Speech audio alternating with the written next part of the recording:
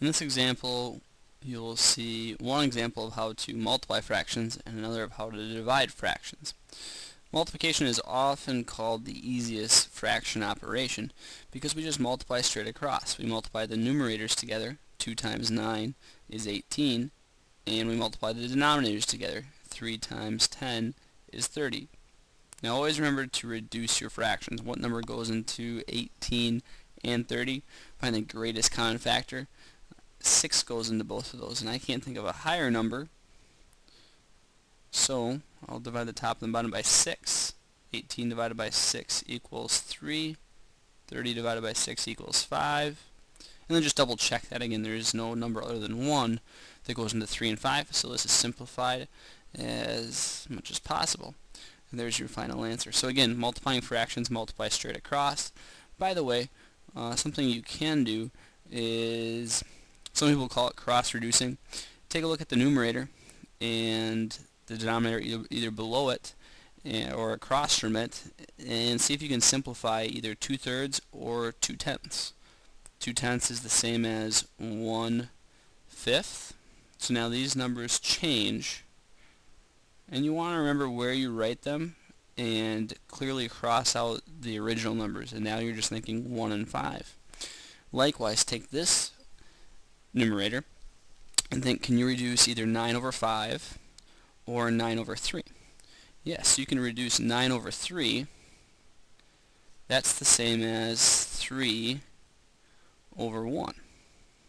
And now when we multiply straight across, we just use these reduced or simplified numbers that are smaller, and we have 1 times 3 multiplying straight across, numerator times numerator.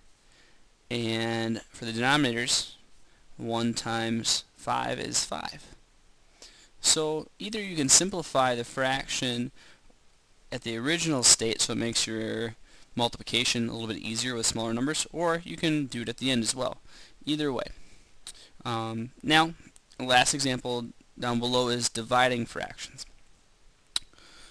Multiplying fractions is the same as, well, let me rephrase that. When you divide fractions, it's the same as multiplying by the second fraction's reciprocal. So, I like to use something called the triangle of change. Put the triangle around the division symbol because we don't want to divide these fractions.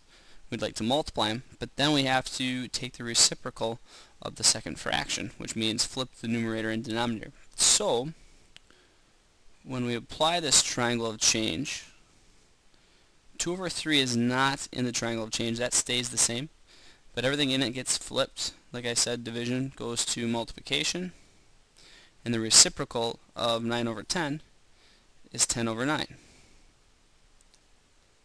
And now it's a simple multiplication problem just like we had done previously. So we multiply straight across, and when I'm looking at cross reducing here, or 2 over 3 and 2 over 9, you can't simplify that. 10 over 9, 10 over 3, can't simplify that. I'm going to multiply straight across now. 2 times 10 is 20. 9 times 3 is 27. And I can't think of a number that goes into 20 or 27. So here is our final answer, 20/27.